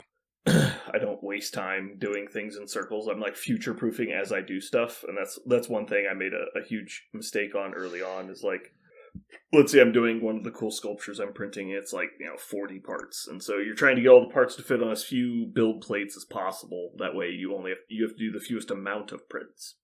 But then, like, you'll jam them all on one build plate, and then you'll have, like, one little failure. And so you're like, oh, I only need to print that part. So you open up a new file, put just that part in there, fix it the way it needs to be fixed, and print it.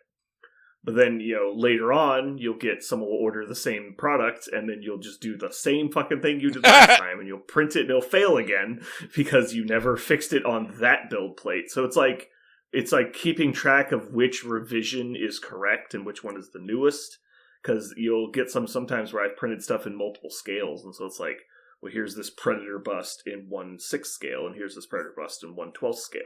You're like, well, which one of them is the fixed one, which one of them is not? Yeah. And then because of the printers I have, there's an error that they have in the coding. Apparently, I've come to find out where if you print it with very particular settings, it will just have an error rate where the thing will just, crash mid-print, and then you'll just lose the whole plate. And so I have to be careful of which printers I'm using which files on, and that's been a whole thing I've been working with the manufacturer on. Anyway. So I've been watching The Walking Dead. I'm continuing my journey. Is it over yet? Still going? I don't know. It's actually, the show's over, but my journey is not. Yeah. You're I'm still in watching. season 5, halfway through. It's pretty cool. I'm shocked I'm still interested. Like, I'm like, it can only be season 5. Wow. Yeah. I thought you were way further. I thought you got to 8 already. No, we're just okay. It's me and my children and my girlfriend plugging around like with 2 episodes every so often. It's fine. Okay. We're taking a good pace. Now my children are trying to gobble it all up, and I'm like, will you settle down? Like no, just chill out. And of course, my other kid got the giant compendiums or whatever, and he has like got 3 of them, and it goes up to I think season 6. So he's like read all the way through. Mm-hmm. So he is constantly over there like chattering or saying or breathing. That's not what it happens in the. And I'm like, comic, I'm gonna kill you. Like, shut up. Yeah. So then his brother will come downstairs. You need to punish Eli. He's telling me stuff, and I told him not to tell me stuff. I'm like, oh my god. So yeah, they don't understand spoilers exactly, but I think I'm gonna have to beat a child. Yeah. The Boys is back. Yes, I started watching that. Did you? I've been liking it so far. It's good. Yeah. So I got a little confused because I was watching Gen V. Gen V. Is that what it's called? Yeah. Yeah, because I keep Gen Z, right? Gen V. So I was watching that, and essentially this is New Mutants, and I'm like watching these, students do things. So it was all crazy, and I haven't finished it, But then I realized that the new Boys is on, so I started watching that without finishing the other one, and I'm kind of like, okay, what's happening where? Like, I kind of got lost. You're confusing the storyline. Yes, I'm like, hold on, wait. Okay, I need to regroup here. So I need to finish. Parker, My Hero's back. I know My Hero's back. I also know that I keep getting information that Demon Slayer has a new season. I don't know if Yes, but I don't believe it's been dubbed yet. It's still in Japanese. Well, I think I listened to everything else in Japanese. But Jujutsu Kaisen, which you've told me to watch a million times, just showed up on my Netflix. So right now on Netflix? Wow. Yeah, it just jumped on. It just showed up on Netflix. So that jumped to the top. Watch it. That jumped up to the top of my list immediately. And so I really, really want to get to Demon Slayer. I don't know what's going to happen. Fuck Demon Slayer. Watch Jujutsu Kaisen. I love Demon Slayer so much, but I will. You won't after you watch Jujutsu Kaisen. I will watch Jujutsu Kaisen first. It is on the top of my list. I literally have it queued. It's the thing I'm going to do the next time I have nothing to do with my hands. So I just rewatched JJK in chronological order. It's kind of like the MCU. It kind of plays out of order for effect. Like the characters are at different points. But yeah, so the first season happened. It was first season, then the movie Zero, and then the second season is the order they were released in. Chronologically, the first half of season 2 happens first. Like it's a what's it called? Flashback, and then the movie Zero, and then all of season 1, and then the second half of season 2. But yeah, basically the movie and the first half of season 2 are both flashbacks to kind of fill you in on stuff that they didn't want to start with that is important to the storyline. Well, I'm just going to watch it for episode 1 and then find out what it is. Yeah, that's you should the first time, and then go. I liked going back and watching it in the chronological order, but I like it a lot. It's a really fun show.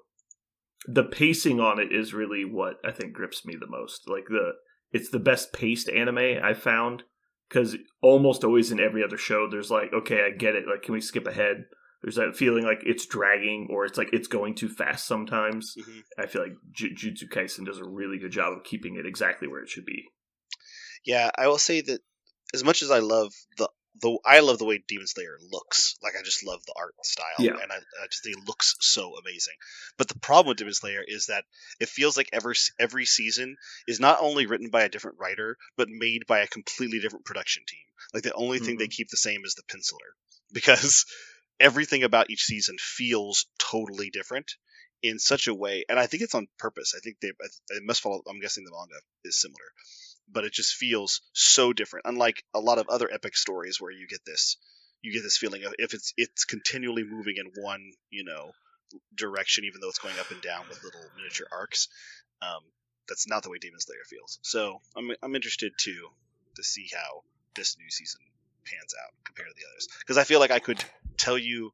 I feel like when I get done with the series, I don't know when it's going to end, but when it does end, I feel like I could just say, just watch 1, 3, 8, like that's how it's going to be, because some of the seasons just feel so, like you said, the pacing feels strangely terrible.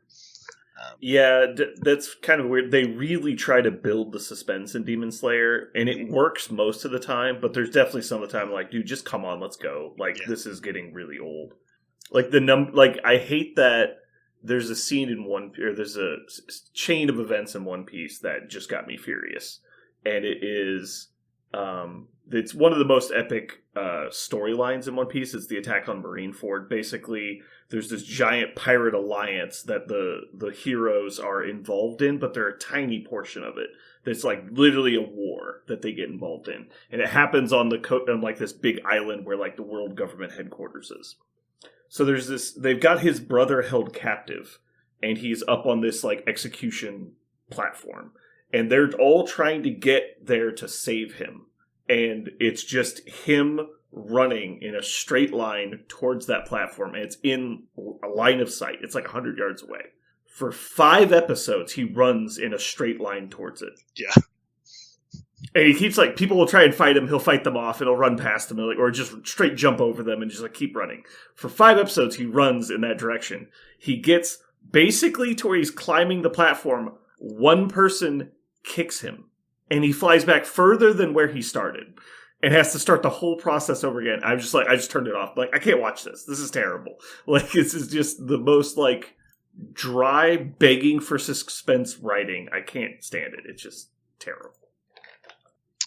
Coming off of X-Men 97, everything is going to feel like it's moving in molasses, because X-Men 97 was maybe the fastest paced thing I have ever watched that many episodes in a row.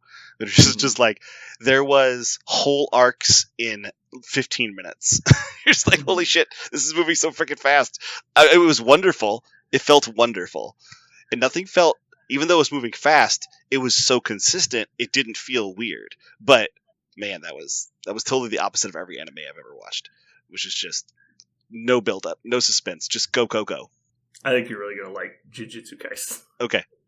It has that feel to it where you're just like, almost like, did we skip something? Like, like I feel like we haven't finished this yet, but we're moving on. Okay. Yeah. All right. I'm rewatching Psych right now. I don't know if you guys ever watched that. Mm-mm. It's one of like the random like procedural dramas, but it's like a comedy. Are you guys familiar? I've been told I need to watch it. Yes. I have not seen it yet. Again, this is kind of in the supernatural bucket. I would not directly suggest people watch it because I don't know that the show is for everybody. But I enjoy it. But it's just one of those things I can turn on in the background and it doesn't drag away my productivity. So like I'll be in the studio working on my printers and like cleaning stuff and curing resin and stuff, and I can just put it on the TV and it's just noise. It's basically like listening to music because I've seen it a couple times. But there's so many things I forgot about the show. It's one of those very self-aware comedies where it makes fun of itself a lot. Mm-hmm. There's one of those popcorn. Okay. I thought you were done. Go ahead. No, go ahead. One of those popcorn kind of shows that just popped up. I don't know what service it popped up on the other day, but I was like, man, I think I watched like 8 seasons of that, but I never finished it. Was House. I really like House. House is just one of those, melodramas, right? I really liked House, but I enjoyed House so much. And I don't know if it jumped the shark in the later season, but how many seasons of House were there? I feel like there were so many. Think it was 8. Yeah. I feel like I watched up to 8. season 6 or something. So there's definitely points in the show where it felt like they jumped the shark completely. They did almost like they thought the show was ending and they wrote it out, and then they like got picked up again, and so they brought it back, but then it was like in a really weird place with where they left it, and so it kind of felt awkward that way a few times. And it's definitely not realistic at all, but it is entertaining because all of the actors on the show are very charismatic and like the dialogue is well written, so it's fun to watch. I didn't realize I love Hugh Laurie, but I didn't realize what a pedigree he had in Great Britain. I've actually, since watching House, gone back and watched some of the like sketch comedy stuff he's done. He's hilarious. Like his shit is wonderful. I remember watching an interview on him talking about how he came up with the accent. It was just kind of interesting. Mm-hmm. Yeah, he was terrified of the American accent because he didn't want to mess it up and he didn't think he'd get it right. Yeah, I think I've seen that. I did always enjoy watching House, but it just really broke down to another. It's so procedural in that, that's it, House. This is the last time. You're fired. Mm-hmm. Cut to next scene. House was right. Save someone's life. You're back. Like, it just happens so many times. Like, really? Yeah. Oh, you know exactly what's going to happen. Yeah. It's that tropey. It's like they just have to follow the plan because it's written for a network that assumes their audience doesn't watch every episode, and so it's one of those like they expected you to watch it in waiting rooms and try and get hooked. So they have to have the basic concept of the show hit you over the head every episode. It's the same thing with like Supernatural and all those like procedurals. Which, by the way, I wanted to bring up. Oh boy! I don't know if you guys are aware. Have been following Discord. We're getting some hate. Supernatural slander. One fellow is squarely getting all the hate. Jeremy, right? Talking about Jeremy, right? No, sir. Nope. Why am I getting hate? I like the show more than anybody else here. It's not enough. Apparently. Not enough. You said you kind of like Star Trek. Yeah. The worst thing you could ever do is say you're a Star Wars fan to Star Wars fans, because they will try to kill you. It's amazing to me how much Star Wars fans hate other Star Wars fans. It's insane. But yeah, Supernatural's great. Everyone should watch it. Just don't complain. Complain to Colin when you don't like it. Ugh. Are you watching anything else, Jeremy? You know I am. Love is Blind 6. Love is Blind. Where they literally blind the people that are on the show. Finishing that one. No. There's actually a new Love is Blind coming. I believe it's middle of the month. So no, not yet. But the Married at First Sight, we've almost finished that. Totally different show. I mean, it really is just watching out your window your neighbors fighting every day. Yeah. And like it's a train wreck you can't stop I bet watching. you fucking love that wife swap shit. Oh, I haven't watched that, but I would. Oh god, I'm afraid Jeremy's going to disappear for 2 months. You know what though? That's not as good because there's no permanence. Like the thing about this, the shows that I like is there's lots of permanence. It's like I'm going to handcuff you guys together for 2 months, no matter how much you hate each other. And it's like, dude, they can't hate each other more. I love that Jeremy thinks it's real. That's my favorite part. Dude, I don't give a fuck if it's real or not. People like Star Wars. Who gives a shit? That ain't, it's just real or not. But it's real. not advertised. Like the reason it's supposed to be good and interesting is because it's supposed to be real. I mean, I also watch wrestling from time to time. I really don't give a shit. Everyone knows that's not real. It's whatever. I love the "If Wrestling is Fake, Explain This" videos. Have you seen those? Yeah. Those are great. And then they show like the worst like wrestling routines where like one guy just pulls a gun on somebody. Or the guy that knocks the guy out with his titties. Yeah. There's the dude there's one of the guys that's famous for like he grabs your crotch and squeezes and it's like that's his finisher. Uh-huh. And so like he does that to this one guy and he just starts flexing and then the guy's like he acts like he's in an arm bar. And he from just his dick. throws him across the ring with his crotch. It's hilarious. If wrestling is fake, explain this. Dude. It's amazing. I mean, the wrestling stuff is some of the best drama ever. The behind the scenes things when they do their own biographies about each character. By the way, that shit's real. I'm sure that Jake the Snake Roberts should be dead 7 times over. That is true. I don't know if the scenes are real, but that is definitely true. All the things he talks about doing and how, oh my God. Yeah. Cocaine's a hell of a drug. Yeah. All right. Are you guys ready for this Wally World / Mojo World? Very. I totally forgot what we were doing. Oh yeah, podcasts. Non-gaming podcasts. I will be going first this week because I am the best, and that is the only thing we need to talk about. What? Yep. Oh my God. Surely I lost, right? No, we tied. Didn't we? Pretty sure we tied. It was like 27 me and then 0, 0, 0. Good job. Oh, wait. Got it. I unvoted for me. Now I lost. Loser. Now I lost. All right. I'm going to preface this with saying that the only podcasts I listen to revolve around a specific sports franchise. I don't know if you can guess which one. You will quickly realize this. Yeah, this is easy because I don't listen to gaming podcasts. I haven't listened to gaming podcasts since I created my own podcast in like 2008. So, not that I don't want to listen to other people's, it just doesn't interest me anymore. I don't know why. I can't get into it. Probably because I disagree with most people, and so anytime they say something, I just get mad and turn it off. Anyway, so starting off with my number one, this is my favorite current podcast. We have It's Always Sunny in Chiefs Kingdom. Those guys are good, and they're local. They're actually kind of not, but yeah, kind of not anymore. Yeah, they live in Denver now, which is hilarious. Well, one of them does. They both. They both did for a while. No, I think only one does now. Anyway, though, they are avid Always Sunny in Philadelphia fans that also are fans of the Chiefs, and so they do a Always Sunny in Philadelphia inspired podcast about the Chiefs. It's very fun. Parker, what do you got? So I'm going to go with something similar, but just take the Chiefs out. I actually love the Always Sunny podcast. Just by the creators of Always Sunny.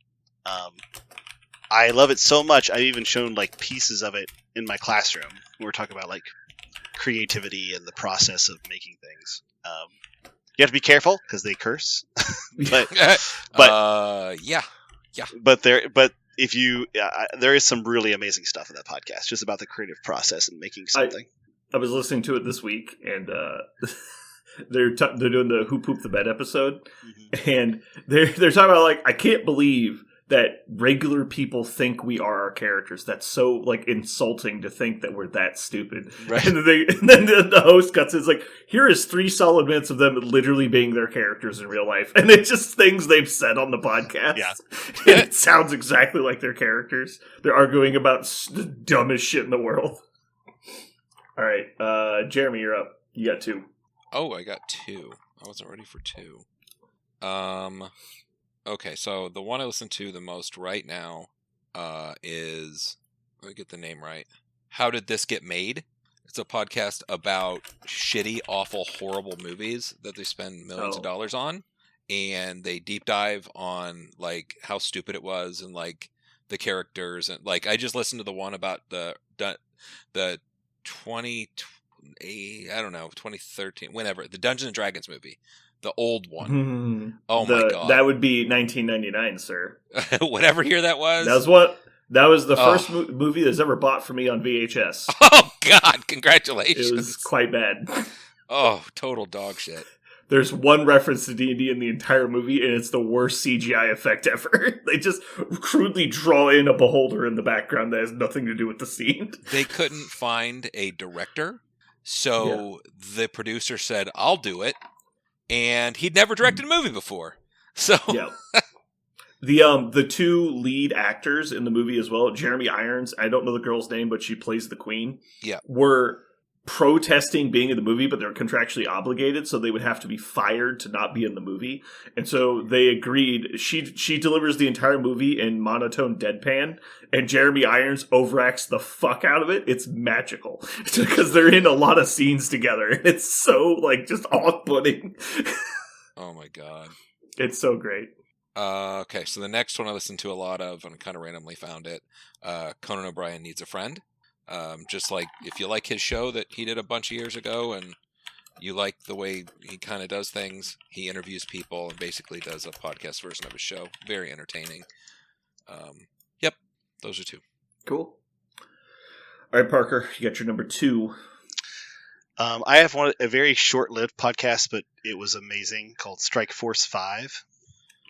Huh. It was done during the writer's strike. And so the hosts of 3 talk shows, that is, just making sure I get it right, Jimmy Kimmel, John Oliver, I'm just blanking on their names, this is so bad. Stephen Colbert, Jimmy Fallon, and Seth Meyers. Those are all of them. So those 5 guys, who are also friends, got together and made a podcast, and all the proceeds from the podcast and all the advertising they got went to their staff. Basically, it was all about just making money. Yeah, it was all about making money for their staff because they were all like suspended basically from work during this whole thing. And so these 5 guys got together, and it is really funny. There's only like 12 episodes because they were going to go as long as it took before the writer's strike ended, but the strike ended, and so they got to just make their show again, and so they stopped the podcast. But it is wonderful. Recommend.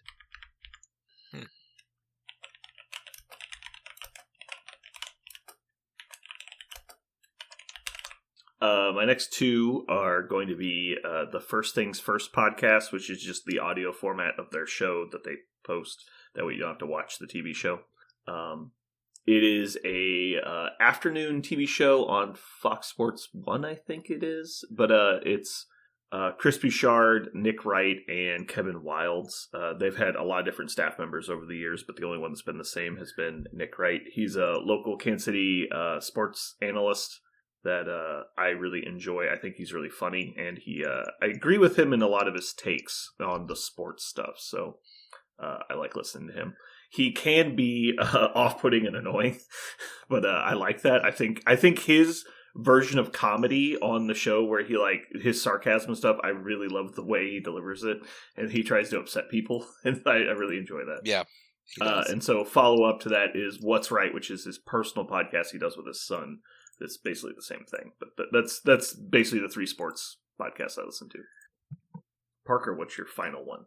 Oh, I thought it was Jeremy's turn. Am I crazy? No, it's not. Back. Oh, that's right, because up You're and down. crazy. Yep. My last one I'm going to go with is Factually. It's done by Adam Conover. Adam Conover has done a lot of stuff on the internet, but also he had a show on True TV. And the show is all about like, debunking myths and what we think is true about the world. And so Factually is kind of in the same vein. Not every episode is amazing because he has so many. He has a ton.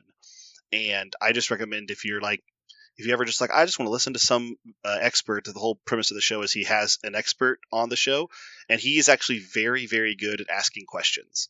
One of the things I don't like about a lot of talk shows is the talk show host kind of asks questions and answers them at the same time to kind of get what he wants or what she wants. Questions. Yeah, I really don't like the leading questions I hear in most, but he does a really good job of letting people talk about the things they know, and he just has a really cool collection of people who've been on his show.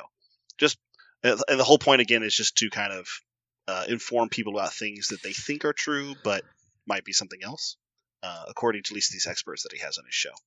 Factually is pretty fun. Cool. All right, Jeremy, what's your final one? Man, there's so many good ones that I like. I'm going to go. Love is Blind, the audio podcast. No, I get enough of that. I listen to the Office Ladies quite a bit. Is kind of a nothing else is on. Office Ladies is great. That was my next choice. That's awesome. Yeah, it's got Pam it's and Angela. The Office Ladies. Office Ladies. Oh, and they go okay. Every single episode of The Office they go through. They're probably halfway through now. They've been on for a few years, but yeah, they know all the details of the shows. They talk to producers and writers and stuff like that on it. So talking like behind the scenes stuff. Yeah, all behind the scenes of every single episode. And if you're an Office freak like I am, it's very, very entertaining. I didn't know that was a thing. That actually sounds interesting. It is. It's very cool. Yeah, they have also a ton Pam of personalities from the who? show. Angela, the blonde girl. Angela, okay. Yeah. And you she's said actually they have guests on? Yeah, they will have guests, or they'll have the writers. They'll get clips from, the writer will call in and say, this is what I was thinking. And they kind of talk about the process. And yeah, it's a really good one for just like, I'll listen to it in between the ones I'm kind of waiting on of different podcasts. And it's always good. Nice. And it's like so wholesome.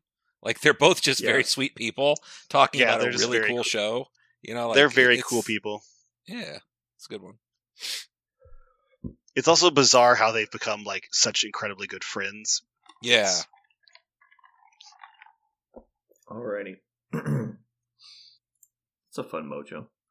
I think my podcast selections are really boring, but I basically use it to get Sports the information ball! I want to get. Yeah, it's like Sports ball! I I hate watching sports TV. I don't want to watch Sports Center. I don't want to read Twitter every day for what's going on. So they just tell me everything. Podcasts are a little odd because until you run into it or someone tells you about it, it's not like it just pops up in your stream. Yeah, it's pretty rare to get suggested ones that you actually like because it's so hard to it's hard for the app to understand what the content is. You can tell the thing that's suggesting the podcast could know what it's a crime podcast or it's a comedy podcast or something.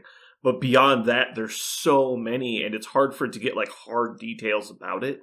Or it's it's easy to say, Netflix knows that everyone that watches Office also watches Seinfeld, so we'll just suggest Seinfeld. Yeah. That's easy, but podcasts, there's such weird eclectic taste, and you listen for very specific reasons, and so there's so much overlap that it's hard to give good, suggestions for.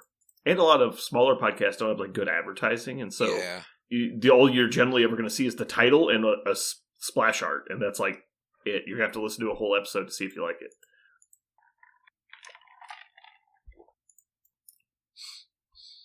Podcasts do one other strange thing, which is when I watch an episode of television, I kind of expect them to be sort of consistent, right? When I read a comic book, I expect them to be kind of consistent as long as they're made by the same creators and stuff. And as soon as the writers change, I can tell because something immediately becomes inconsistent. But because of kind of the random conversational nature of podcasts, they can vary from episode to episode pretty wildly. That's one of the things about, like, I'm used to in all things just starting at number 1 and doing all of them, right? Mm-hmm. But it's just kind of interesting how podcasts are not like that, just because of the very nature of them. Yeah, the unscriptedness. Mm-hmm. Like, yeah, right. you don't, yeah. So much isn't constructed, yeah. So what I've gotten used to is just, in most podcasts, just not listening to every episode. As soon as I'm listening to an episode, I'm like, I don't like this. Instead of just like slogging through it like I might an episode of television, I just don't, and I just go to the next one. And I was like, this is so different than every other like kind of content I've ever done. So there's just as a couple of them that I was gonna name, like Stuff You Should Know, very interesting, but there's tons of shit that like is boring, so I don't listen to it. But it's like, you know, the episode topic will be how much gold do we actually have versus money. Like, stuff like that, and they'll dive into that, and they'll be like, how much gold is in Fort Knox? Like, where did we find pencil lead? Like, just interesting, like, shit like that. That kind of reminds me of, I don't know if you guys have read the Zombie Survival Guide. I think that's what it's called. Sorry, World War Z? Yes. Yeah, it's called World War Z. Which is basically just a collection of short stories about fictional events. And so, for anyone who doesn't know, it's basically a collection of short stories and or letters that this guy has compiled after the zombie apocalypse, where it was, you know, successfully stopped at one point. And so it's just like a historical document, basically, of all of the stories you could find of what happened during the events. Mm-hmm. And there's one of the people he's interviewing. It's like an army colonel who's like, he's basically talking about how do they know that they finally recovered from this? And he's like, he has this weird barometer for like when they've succeeded and it's like over. And he pulls out, he has this like recipe for root beer mounted on a plaque on his wall. And he's like, so what does this represent to you? And he's like, well, this used to be commonplace that you could buy root beer at basically every store in the country. And then he points to it as like the ingredients list is like 38 items that are found on 6 of the 7 continents. And it's like, this is completely unfeasible for us to even make this right now, let alone it to be commonplace. And so it's like, our goal is to get back to the point where stuff like this is no longer like an obstacle. We're back to like a normalized society again. And so it's just an interesting way to look at it. It's like that's how far we've been pushed back by this event. Is like we can't even do stuff like that, let alone like have the internet like be successfully running. Like everything is torn apart. And so it was just, I always liked that scene. Yeah, you know, that was probably the last book I listened to or whatever where it ended, and I was like, I want more of this. I want so much more of this. It was they made a movie. Good. Yeah, the movie was not great. The movie was terrible. The movie's actually fine. It just has nothing to do with the book. It was just unfortunate. It was a really cool, interesting way to talk about it. Like, because that's the kind of movie. Yeah, that's the kind of like zombie apocalypse stuff that I find really intriguing. Is the thought process of what happens after. Like, zombies are kind of cool and scary, whatever, but like their value wears off very quickly. It's like I'm more worried about like what do you do to like preserve infrastructure? Like, what do you do to survive? Like what happens when you have to go build a shelter in the middle of nowhere and try and live as long as you can? Like stuff like that. Okay, are you guys excited about Deadpool 3? Oh my god, that is the only thing I've been looking forward to.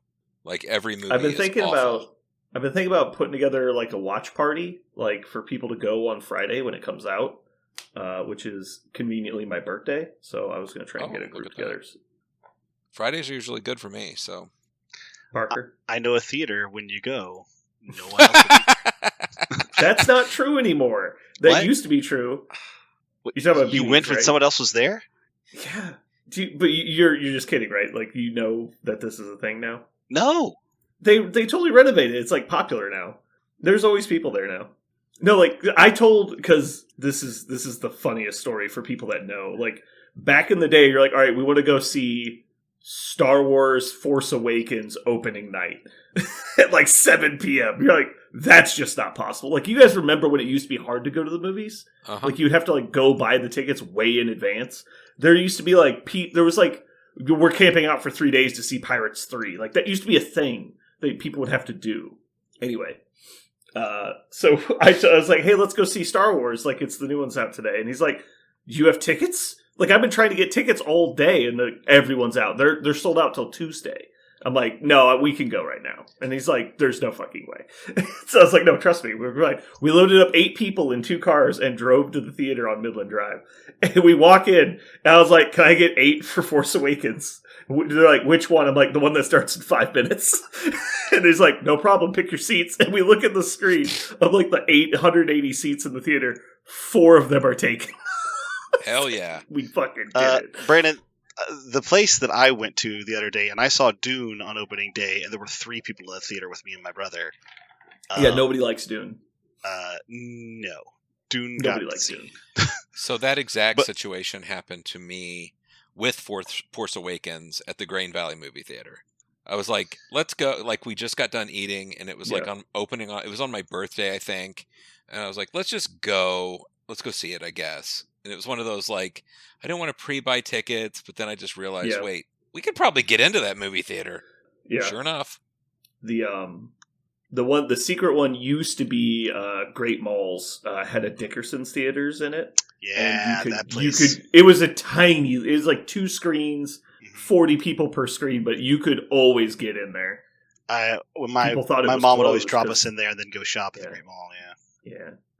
I will not be here on the day Deadpool comes out, so I'm out. Well, yeah, we don't record on Fridays. I will not be in this state on that day. Lame. In celebration of Deadpool, you can just stay here. Parker's not my friend. I get it. All right. Well, I'll put something together. We'll see if we can get enough people to go. I keep running into almost spoilers. Like, I know the big spoiler that you can't miss at this point, but every time I open my phone, it seems to be Deadpool and another person. I'm like, fuck, go away. Like, I just immediately scroll. Mm-hmm. All right, well, let's go ahead and get into it. Oh, we'll get up inside it.